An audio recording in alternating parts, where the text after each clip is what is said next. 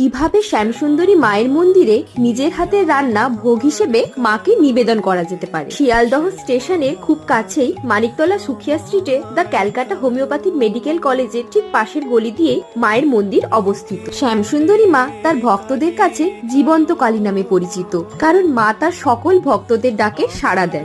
অক্ষয় তৃতীয়ার দিনে মন্দিরে পালিত হয় অক্ষয় পাত্র উৎসব, আর এই উৎসবে আপনি পারেন নিজের হাতে রান্না করে মাকে ভোগ নিবেদন করতে। মায়ের সকল ভক্তরা মায়ের জন্য যা যা রান্না করে নিয়ে আসেন তা সমস্তটাই একটি পাত্রের মধ্যে সাজিয়ে মাকে নিবেদন করা হয়। মায়ের মন্দিরের প্রধান সেবায়ত শ্রী ইন্দ্রসেন শ্যামসুন্দরীর মতে ওই দিনটি হলো অসমের মধ্যে সমবন্টনের উৎসব, কারণ ওই দিনটিতে মন্দিরে মায়ের কাছে অসংখ্য ভক্তদের আনা অসম অর্থাৎ ভিন্ন ভিন্ন ভোগ সকল ভক্তদের মধ্যে সমভাবে বণ্টিত হয়ে থাকে।